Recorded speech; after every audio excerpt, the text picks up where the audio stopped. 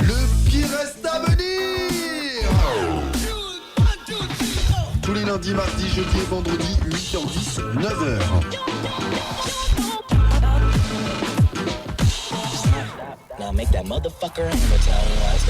Le pire reste à venir, 8h10, 9h. Exactement, mesdames et messieurs, dames. Et on vous l'a dit aujourd'hui, on va faire la part belle à un projet un peu fou, mine de rien, parce que bah voilà, un peu fou dans sa dimension, dans son rayonnement. Attention, on pourrait développer sur plein d'aspects. C'est-à-dire qu'on va faire le tour du globe. C'est un peu ça l'histoire, Clément. C'est ça. Et surtout tellement humain à travers son envie, le souhait que vous voulez avoir toi et François. On va rentrer dans les détails dans quelques instants, mais voilà, deux zigotos au départ, tu vois, deux mecs classiques, tu vois, ils bossent, les mecs, ils sont tranquilles, ils ont leur vie, ils ont leurs petites activités, ils ont leurs investissements. On connaît maintenant bien Clément, mesdames et messieurs, dames, qu'on reçoit régulièrement dans la matinale du matin, avec tous ces investissements et tous ces projets. Et là, c'est vrai que là, c'est un gros truc qui arrive. C'est tout simplement le projet avec un camarade à toi de faire le tour du monde. Voilà, on parlera plus précisément des conditions et des objectifs et surtout de la manière de le faire, mais en tout cas de faire le tour du monde pour aller recueillir et assister et être témoin de la manière dont on utilise les matières, en fait, les énergies. Ouais, l'énergie. Donc les matières. Ouais. Les énergies. Ouais, j'étais bien sur les deux. T'étais bien. Donc voilà, c'est ça, Clément. C'est avec comment s'appelle François Glaiseau. Glaiseau, voilà. Alors pour le coup, lui, il vient de Rouen. Moi, j'habite à Évreux. Comme ça, c'est bien HDR. Ouais. Il y en a pour tout le monde. Ouais, mais c'est surtout être humain avant tout et très honorable projet. Donc voilà, c'est clair, on en parlait, tu m'en parlais en micro depuis quelques semaines, il y a un projet, même presque plusieurs mois, puisque en fait ça se prépare depuis un moment. Et là ça prend forme, vraiment, vous partez tous les deux faire le tour du monde pour assister, en prendre du témoignage et aller vivre la chose, clairement. Ah bah c'est avant tout aller vivre la chose, ça c'est clair. Ouais. C'est quand même l'objectif, premier pour nous, c'est de se faire une grande aventure et d'apprendre plein de choses, de rencontrer plein de gens. Et deuxième objectif, de pouvoir en témoigner en retour. Donc nous, on était vraiment intéressés par cette thématique énergie. On voulait faire un voyage. Enfin voilà, on était deux, chacun de notre côté, à dire on a envie de voyager, machin. On s'est rencontrés dans un bar, pour vous dire la convivialité du truc dès le début. Et donc l'objectif, c'est de se faire une grosse aventure et de pourquoi pas profiter d'un voyage pour faire quelque chose et que ce soit utile derrière. Que ce soit pas juste un voyage pour aller s'éclater, même si on va pas se cacher, c'est aussi ça. Bien sûr. Mais donc c'est aussi de recueillir des témoignages, on va aller chercher cette thématique énergie, voir comment les personnes s'approprient l'énergie dans plein de situations différentes. Alors c'est quelque chose qui peut paraître un petit peu abstrait comme ça à première vue, et on va pouvoir essayer de l'imager peut-être un petit peu. Vas-y. Non mais c'est tout l'intérêt de ta démarche. Alors il y a 2-3 éléments, mesdames et messieurs, dames. On va, pour étayer nos propos, déjà il y a une vidéo de présentation de leur projet qui est extrêmement bien faite. Je vous invite à être curieux, ça dure 6 minutes, ça s'avale et ça se digère extrêmement bien. Vraiment pour le coup c'est très bien monté, c'est rempli d'humour, d'ironie, mais aussi de vrai. Voilà, vous êtes entier et puis ça donne un ton léger à une démarche très humaine. Voilà, ils ont une petite vidéo qui est super bien faite, je vous invite à aller voir. Et puis voilà, les vagabonds de l'énergie. Les vagabonds de l'énergie. Ouais, tu vois, non, super transition. J'allais le dire, Yom, merci. Les vagabonds de l'énergie, en fait, c'est presque un deuxième épisode. Alors j'ai sur cet aspect-là plusieurs questions. C'est-à-dire que les vagabonds de l'énergie, c'est une appellation qui avait déjà été exploitée en 2010 a priori par 2 jeunes ingénieurs qui avaient eux parcouru l'Europe sur cette thématique. Est-ce qu'il y a eu aujourd'hui un échange ou préalablement avec eux pour avoir le droit de récupérer cette appellation et ce dit projet, enfin en tout cas ce nom? Ouais, c'était même le point de départ de la réflexion. Arnaud et Robin, ils étaient du coin aussi, ils étaient normands. Je les ai rencontrés parce qu'il y en a un des deux qui a postulé à un poste là où je travaillais, et du coup je suis tombé sur son CV et j'ai vu ça, les vagabonds de l'énergie, donc je suis allé creuser un peu. Et ouais, le projet était vachement intéressant. Donc oui, le point de départ, ça a été déjà une rencontre avec eux pour se rendre compte de ce qu'ils avaient fait, de ce qu'ils avaient été voir, des conclusions qu'ils avaient pu en tirer. Et donc eux, ils ont fait d'ailleurs un petit documentaire vidéo qui dure une quinzaine de minutes, qui est vachement intéressant aussi et qui est sur internet bien sûr. Et donc voilà. C'était vachement bien ce qu'ils avaient fait, mais comme vous le disiez dans un article de presse, un article effectivement pas trop mal foutu, il manquait le côté humain et exemples, voilà, et pratiques. En fait, c'est pas qu'ils le manquaient, mais ils ont étudié pas mal de choses. Ils se sont rendus compte, eux partaient d'un point de vue très ingénieur, technologie, machin. Ils sont revenus en se disant, mais la technologie c'est bien, mais finalement elle est déjà très développée partout. Et en tout cas, on connaît comment la développer. Finalement, le changement, il a un peu du mal à se faire parce que les techniques ont du mal à s'implanter. Et donc ça dépend du milieu social. Ça dépend du milieu culturel, du milieu politique. Enfin, ça dépend de tout un contexte qui est propre à chaque pays. Et c'est vrai que leur documentaire ouvre sur cette thématique un peu essayer d'aller voir du côté de l'humain finalement. Quels sont ses besoins, comment il peut s'approprier l'énergie, quelles ressources il a disponibles autour de lui. Et comment on peut l'adapter à tel ou tel non pas paysage mais contexte, tel ou tel, mais contexte avant tout climatique, géographique. Comment on peut ensuite se donner et se partager ces bons plans, ces bonnes astuces, ces bonnes idées, parce qu'effectivement on a connaissance de pratiques dites traditionnelles, mais vous allez voir si véritablement elles sont appréciées, acceptées, mises en place correctement. Et à l'inverse aussi, il y a plein d'initiatives sûrement extrêmement pertinentes, surprenantes, très curieuses, que vous allez sûrement découvrir, ou déjà d'ailleurs vous en avez des idées, mais que vous allez vivre, que vous allez sentir. Je vais te demander un petit service, Clément, avant qu'on change qu'on parte en musique, de passer sur un autre micro, parce qu'en fait j'ai vraiment l'impression que sur le tien il y a comme un saccadé, mesdames et messieurs dames. C'est pas lui qui est enrhumé ni autre. C'est qu'il y a une espèce de saccadé. On va vérifier ça. J'espère que c'est pas la fin du micro. Même moi je m'entends mieux. Effectivement, il y a un truc. Ouais, il y avait un truc. Dès le départ, il me suis dit, le mec, ça faisait vachement bien. La manière dont il parlait, il rappait le truc, quoi. Pas besoin de vocodeur. Le texte. Même pas besoin de vocodeur. En tout cas, c'est les Vagabonds de l'énergie. Ils ont ce projet-là depuis de nombreux mois. Il y a clairement, il y a eu une recherche de mécènes, de partenaires, il y a eu, ça c'est un projet tel que celui-ci. On va rentrer encore plus en détail derrière. Une pause musicale, c'est conséquent, c'est colossal. Mais il y a tout de suite maintenant un petit rappel à faire. Donc voilà, il y a un Ulule qui tourne, sur lequel vous souhaitez, vous espérez motiver, interpeller pour aussi rajouter une petite somme à votre projet, qui sera loin d'être de trop, et qui en l'occurrence, vous en êtes à un certain pourcentage. Le nom c'est bien Ulule, la plateforme de récolte de fonds et de partage. C'est les vagabonds voyageurs. Je vais y arriver. Oui, c'est ça. De l'énergie. Les vagabonds de l'énergie sur Ulule. Donc nous on a un projet qui s'élève, je vais y arriver aussi. Un budget qui s'élève à 45 000 € qu'on a estimé pour 1 an et demi de voyage, 1 an à 1 an et demi à peu près.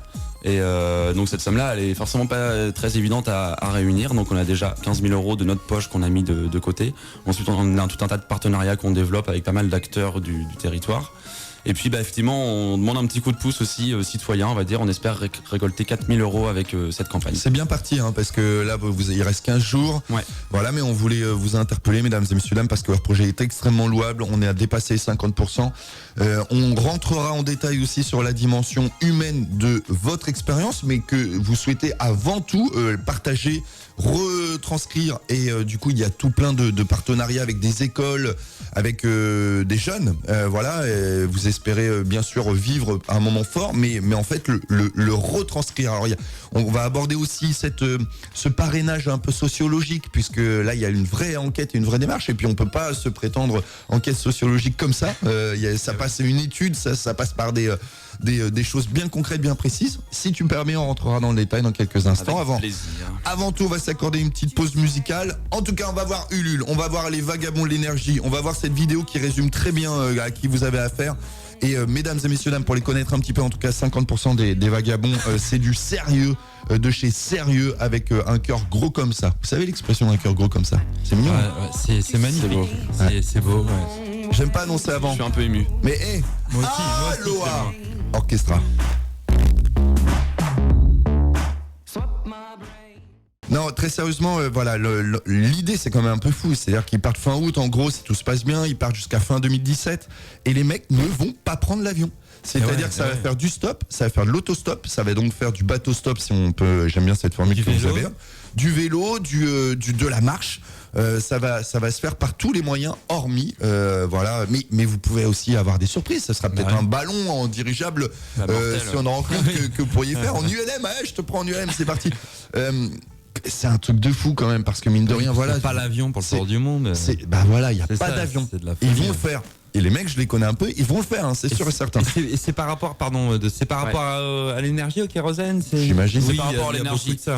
C'est complètement symbolique. Après, on n'est pas pour dire il faut arrêter de prendre l'avion du jour au lendemain. C'est pas le discours, hein. Mais c'est symbolique et c'est aussi pour le défi. Et d'un autre côté, c'est d'un point de vue un peu plus humain, c'est aussi pour vivre le voyage, pour vraiment prendre le temps, pour sentir les distances.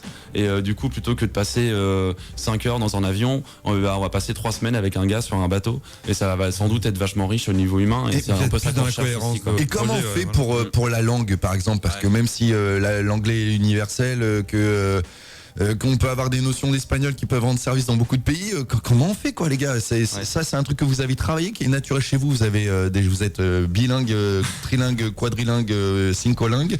C'est comment l'histoire? C'est pas simple, effectivement. Non, ça dépend vachement des pays. Mais il y a une grosse base, c'est sûr, avec anglais et espagnol, on va réussir à se débrouiller dans la plupart des situations. C'est un truc que vous avez retravaillé ou vous aviez déjà des bases? Alors, François a de très bonnes bases. Enfin, il parle très bien anglais, espagnol, il a vécu dans des pays étrangers pas mal. Ça aide? Moi, j'ai des bases, on va dire. Base. C'est un peu moins. Avec un petit B. Lui, c'est majuscule, toi, c'est minuscule. Comment est-ce ça? Non, ça fait partie des choses, effectivement, on a des petites mises à jour à faire avant de partir. Mais on va passer un an et demi aussi à l'étranger, donc ça va venir. Vite. Après, tu peux pas partir avec tout le cash money, comment ça fonctionne, quoi? Tu peux pas partir avec 20 000 € sur toi ou 10 000. Non, mais bon, ça, il y a des banques partout, on arrive quand même à s'organiser. Vous avez de la visa, là? Ouais, c'est ça, et puis on passe par le Panama, donc on va aussi s'organiser une petite valise. C'est bon, ça. Et autre chose aussi, comment vous avez... comment vous allez retranscrire, et bon, maintenant on sait qu'Internet est quasiment partout. Est-ce que vous irez vous êtes dit, on ira là où vous partez avec une clé worldwide 3G, 4G, 9G qui fonctionne à travers le monde? Vous allez aller dans les petits cybercafés que vous allez croiser, parce que il y a quand même clairement le moyen de vous suivre. Il y a l'envie, vous, de retransmettre et de faire ressortir durant et non pas que au final, même si je pense que ce sera là le plus conséquent et qu'il y aura encore du travail sûrement pour vous d'ailleurs à votre tour, mais pour nous le faire partager, pour nourrir un petit peu et qu'on vous suive et qu'on vive la chose, vous allez régulièrement, il semblerait, en tout cas c'est votre objectif, faire ressortir des choses. Ça va être comment fait? Ça va être sur quelle plateforme? Ça va être sur quel support? Comment vous allez procéder? Alors on a un site web, ça va sûrement passer par le site web majoritairement, par Facebook aussi. Le site web Les Vagabonds Vagabonds énergie tout collé.org. D'accord. Et donc oui, par ça, donc l'objectif c'est de faire des reportages vidéo en fait sur vraiment des choses qu'on aura envie de mettre en avant et d'en faire un tous les mois, tous les 2 mois. Donc ça on ne sait pas encore précisément, mais l'idée c'est d'avoir une certaine régularité quand même. Bien sûr. Et puis peut-être des petits reportages radio, éventuellement sur Principe Actif, on a commencé à en parler. Pourquoi pas toutes les semaines? Toutes les semaines c'est un peu ambitieux, mais il faut voir après. Enfin, en tout cas, on pourra communiquer régulièrement. Effectivement, ça va dépendre de nos accès à Internet aussi, qui vont parfois être un peu aléatoires. J'ai une petite question un peu impromptue. J'avais rencontré des jeunes qui avaient fait le tour du monde, et en fait ils nous avaient montré après leur retour le sac de voyage. Apparemment c'est du très très léger en fait. Enfin, eux ils avaient voyagé très léger et faut tout prévoir. Même dans un sac ça peut paraître bête, mais c'était une de mes questions un peu taquine, mais elle est très bien. J'allais dire qu'est-ce que t'as emmené en premier, toi, camarade, là? Parce que est-ce qu'on emmène le couteau suisse? C'est le fameux. Est-ce que le premier truc que tu t'es dit c'est j'emmène un couteau suisse? Un couteau suisse. Est-ce que j'emmène un stylo 4 couleurs? C'est comment? Est-ce que c'est mon bigot? Parce que mon téléphone c'est. Non mais mine de rien, voilà, c'est une sacrée organisation que de préparer son sac pour une telle aventure. Alors moi déjà je galère quand je fais une semaine au ski, quoi. Je veux dire, j'en ai 8 sacs là. Non, mais un slip et c'est bon, quoi. Non mais sérieusement, c'est très sérieux. Tu l'as peut-être pas encore fait, mais franchement c'était deux. Ils sont partis 8 mois à travers le monde. Premier truc. Allez, le couteau suisse c'est pas mal, en tout cas. Moi je l'ai déjà de côté là. De quoi? Le couteau suisse. Bah ouais. Non, en fait, on va être itinérant, donc on va quand même avoir besoin d'un minimum de choses du style la tente, le duvet. Enfin voilà, ça c'est sûr. Après, évidemment, l'objectif c'est d'avoir le moins de choses possible pour voyager le plus léger possible. D'où la difficulté en fait. Même pour retranscrire, vous parliez de vidéo et d'audio. Oui, donc ça veut dire que c'est comment on utilise, sans citer de marque, on utilise les appareils photo d'aujourd'hui qui ont une grosse qualité vidéo. ou vous partez avec une vraie petite caméra au point, ou est-ce que c'est un smartphone super développé, bien foutu? Comment vous allez procéder sur cet aspect-là sur l'image? On a eu la chance de récupérer le matériel des premiers vagabonds de l'énergie. Donc, donc on a une petite caméra assez compacte qui prend quand même un peu de place, qui permet de faire de bonnes images. Donc voilà, ce qu'on va compléter avec une autre toute petite caméra qui elle sera beaucoup plus discrète, quoi. D'accord. Mais l'objectif c'est de prendre le minimum d'affaires pour le voyage, pour effectivement garder un peu de place pour ce matériel vidéo pour permettre de faire quand même des belles choses. Au-delà du sac, moi je me posais la question de savoir s'il y avait eu un espèce de préparation physique aussi, parce que vous avez quand même pas mal marché. Voilà, vous êtes moins de 30 ans, ou à quasiment 30 ans tous les deux. C'est ça, 26, 28, c'est quoi? Ouais, c'est ça, 27 et François 32. Voilà, bon. Eh bien, ça nous fait un 29 et demi de moyenne d'âge. Je veux dire, c'est pas rien quand même physiquement. On part pas comme ça. Tiens, je vais faire une petite rando dimanche. Non, là, je veux dire, on part pour le tour du monde. À un moment donné, il y a des jours où tu vas pas beaucoup croiser de voitures, où l'autostop, il y a pas. Tu peux le tenir ton poing, mais il va tenir ton sac ou t'accorder. Est-ce qu'il y a eu vraiment, par exemple, une démarche d'aller marcher régulièrement, de faire un peu de vélo, de faire un peu de natation? C'est tout con, hein, mais est-ce que, ou pas du tout? Parce que c'est très cérébral. Non, mais c'est vraiment une bonne question. Bah si, il y aura besoin quand même. Surtout que la première étape, en plus, c'est de traverser l'Atlantique en voilier. Et donc, en général, sur un voilier, on se tourne pas les pouces, quoi. Donc là, il va falloir, c'est là, en fait, ça va être le plus physique. Donc, bonne question, mais pas répondu. Très bonne question. Ouais. Alors, François, il a eu un accident. Il a pas eu de chance il y a 2-3 ans. Donc, il a dû faire de la rééducation parce qu'il a eu des problèmes de dos. Donc, lui, il est assez sportif. Moi j'étais sportif, ça fait un paquet de temps que je le suis moi. Mais moi t'as rien préparé là, tu vas me dire. Des projets culturels ou autres, et du coup c'est vrai que ça fait un paquet de temps que j'ai lâché le sport. Mais du coup justement c'est important, je suis en train de m'y remettre, et donc c'est de la prépa, piscine, course, pour au moins se refaire un minimum de conditions physiques. Pour se remettre parfaitement. Voilà, c'est ça. Mais c'est vachement important. Psychologiquement, est-ce que pareil, je veux dire, vous allez être coupé de vos voilà, on va pas rentrer dans les détails de vos repères familiaux, amicaux, voilà, vous êtes des gens investis, donc toi t'en as un parfait exemple, donc très dans l'humain, voilà, tu t'es investi sur plein de projets. Ça c'est aussi une préparation, mine de rien. C'est-à-dire que ce soit sa nana ou sa famille ou son petit frère ou son super pote, même si tu pars avec un grand ami, c'est pas cela que tu vas voir et pratiquer pendant longtemps. Est-ce que c'est absolument pas évoqué, partagé ou vécu, ou tu vois, ou est-ce que non, pas de problème de toute manière, je me suis même pas posé la question, je pars quoi. Ouais. Alors oui c'est vécu, forcément on se pose la question, et puis même si du coup on est dans un contexte personnel qui fait qu'on n'a pas trop d'attaches, on peut partir. Il y en a forcément, il y a toujours des attaches, donc oui c'est pas évident, mais ça fait 1 an et demi qu'on bosse là-dessus aussi, donc on a le temps de le voir venir un petit peu, de l'anticiper. Après c'est vrai que je sais pas, c'est une très bonne question. Moi j'ai pas forcément je me suis pas encore pris la tête sur ces questions-là. En fait on est tellement la tête dedans comme tu dis, vous avez la tête dedans depuis 1 an et demi, donc les repères en fait ça se fait naturellement, ils vont se recréer, d'autres vont se créer aussi, voilà, donc c'est beau en tout cas. Allez, c'est classe. C'est classe. Il donne envie, les mecs, il donne envie d'être il donne envie d'être un bâton du vélo, tu sais, c'est quand on est 9h, le pire reste à dire. Tous les lundis, mardis, jeudis et vendredis. Exactement, on était avec Clément Bresciani toute la matinale pour parler de ce projet de Vagabond de l'énergie. Il le mènera avec un grand pote à lui, grand pote, parce qu'il est grand en plus. Le François. Ils sont deux, ils sont incroyablement pourtant posés, mais en même temps complètement fous sur un projet pareil. Mais du fou réfléchi, du fou humain, du fou au gros cœur. On vous invite à aller voir, il y a un Ulule, et c'était aussi l'intérêt, il reste une dizaine de jours, 15 jours, 14 jours, 13 jours pour participer, pour agir, et puis mettre un petit peu sa petite touche perso aussi. C'est sur un Ulule, et c'est Vagabond de l'énergie. Ou les Vagabonds de l'énergie en cherchant sur Ulule. Les Vagabonds de l'énergie. Il y a Facebook aussi, qui va bien. On tartine bien sur Facebook. Et du coup, il y a des petites contreparties sympas. Donc, on invite tout le monde à aller voir.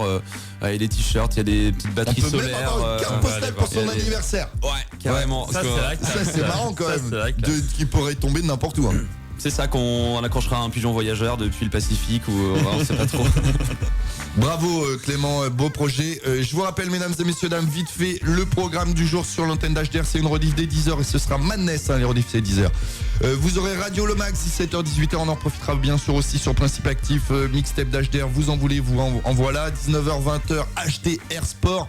Juste énorme, 20h, 21h, Black Voices, 21h, 22h. Voilà qui est dit, voilà qui est fait sur radiohdr.net ou 99.1. Principe Actif, c'est pareil, un nouveau site internet, mesdames et messieurs, dames.